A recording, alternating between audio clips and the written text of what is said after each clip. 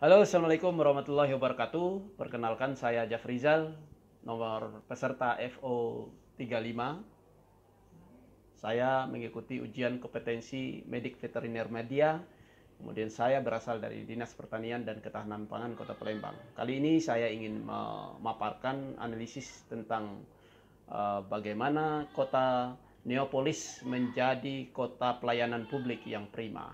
Oke. Ada beberapa alasan kota metropolis, kota Neopolis belum bisa menjadi kota pelayanan publik yang prima. Yang pertama adalah terkait dengan masalah pelayanan perizinan masih belum terkoneksi dengan OSS. Kemudian yang kedua ini terkait dengan masalah masih terjadinya praktek maladministrasi di pelayanan publik, terutama di instansi pemerintah. Kemudian yang ketiga masih terjadinya diskriminasi pelayanan kesehatan di rumah sakit. Kemudian yang keempat, belum berjalannya sistem informasi pelayanan publik yang berbasis web di instansi pemerintah, terutama di dinas-dinas. Kemudian yang kelima masih terjadinya isu SARA yang terjadi di kota metropolis antara aparatur dengan masyarakat setempat. Oke. Terkait dengan perizinan, ini akan saya sampaikan bahwa perizinan yang dilakukan di kota Neopolis ini masih menggunakan sistem manual dan tidak terkoneksi dengan pelayanan OSS, ya, online single submission, ya, submission. Nah, ini menyebabkan persoalan yang kedua muncul, di mana terjadi maladministrasi, di mana pelayanan publik ini setiap orang yang mengurusi masalah perizinan ini terjadi transaksi yang ilegal. Nah, jadi transaksi yang ilegal ini berupa pungli, pungutan liar. Nah, dari kasus kedua masalah ini adalah terkait dengan belum dimilikinya fasilitas online dalam pengurusan administrasi atau masalah perizinan. Yang kedua, belum adanya suatu kantor pelayanan terpadu untuk masalah perizinan. Sehingga masyarakat yang apabila ingin mengurusi izin, itu harus melakukan mengunjungi dinas-dinas, dan di sana terjadi pertemuan atau transaksi-transaksi yang bisa saja itu menyebabkan terjadi maladministrasi. Oke, belum terbentuknya sistem administrasi pelayanan publik yang online ini. Banyak sisi yang menjadi kekurangan sehingga orang-orang merasa menjadi malas untuk melakukan mengurus masalah perizinan atau masalah administrasi yang lain, sehingga ini akan menghambat dunia usaha, ya. Artinya apabila orang yang tidak mengurusi izin masalah dalam berusaha, ini disebut ada usahanya ilegal.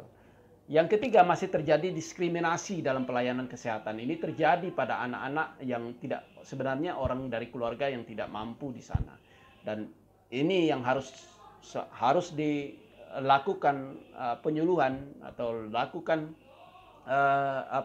sosialisasi kepada petugas-petugas kesehatan, ya, ataupun fasilitas-fasilitas kesehatan, bahwa menurut undang-undang kesehatan bahwa apabila ada suatu pasien yang mengalami keadaan darurat, ini harus didulukan nyawanya daripada masalah administrasi keuangan, ya. Nah, ini yang perlu tersampaikan kepada petugas-petugas, dan ini perlu juga dilakukan sosialisasi duduk antara satu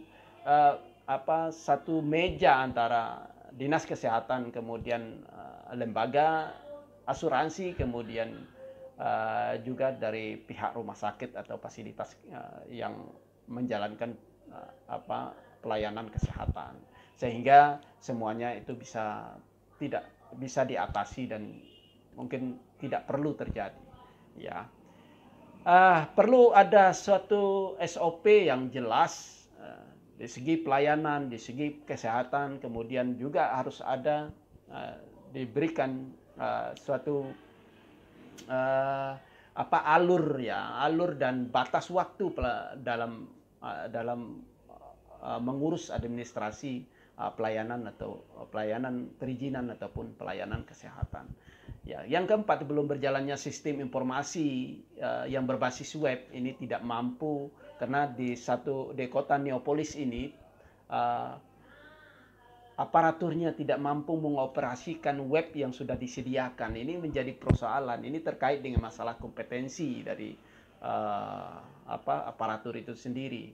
Nah, pemerintah sebenarnya kalau membuat suatu aplikasi ini harus mendidik dulu, harus memberikan pelatihan dulu kepada para aparaturnya sehingga mampu untuk mengaplikasikan itu lebih cepat. Nah, di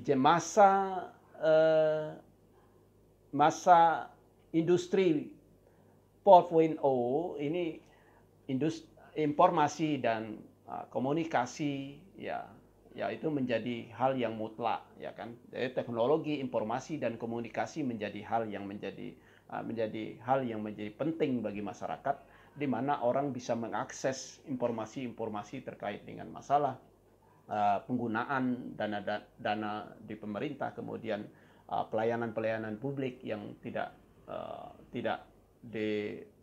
dilayani atau tidak dihiraukan. Ini bisa masyarakat bisa mengadukan. Ini dari segi komunikasi juga harus bisa tersampaikan. Yang kelima, masih terjadinya isu SARA. Ini terjadi di Neapolis bahwa ada suatu petugas ya atau karyawan dari satu instansi pemerintah ini membuat suatu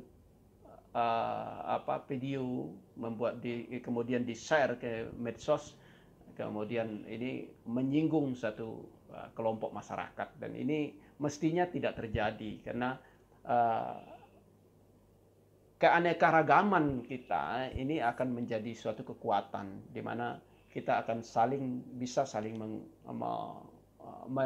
melengkapi ya, dengan cara itu adalah saling menghargai dan saling menghormati. Mungkin itu yang bisa dilakukan. Ya, terkait dengan ini ada satu yang saya angkat menjadi kendala utama, itu adalah terjadinya praktek maladministrasi pada layanan publik. Nah, pemerintah melakukan pelayanan dengan sistem manual ini akan menjadi peluang yang sangat besar untuk terjadinya pungli. Nah, untuk itu saya menyarankan bahwa harus ada satu layanan satu pintu yang akan mengakomodir semua, dan kemudian harus ada sistem aplikasi yang bisa menyambungkan atau terkoneksi dengan OSS, kemudian dengan Dukcapil terkait dengan KTP, kemudian kantor pajak terkait dengan NPWP ya, pajak seseorang, kemudian ada KTA misalkan kalau seorang dokter hewan itu berhubungan dengan PDHI, kemudian PDHI, sistem informasi PDHI, data PDHI harus bisa terkoneksi dengan sistem online yang dimiliki oleh kantor pelayanan perizinan. Ya, ini akan mempermudah dan mudah masyarakat, dan ini baru masyarakat dengan cara mengakses melalui HP atau mengupload melalui HP untuk verifikasinya cukup. Mereka bisa verifikasi dari instansi-instansi yang berwenang yang mengeluarkan berkas-berkas administrasi tersebut. Nah, apa kendala yang bisa dihadapi untuk mewujudkan ini? Ya, kendala yang pertama terkait dengan masalah kompetensi dari pegawai, ya kan? Kita, ya kan?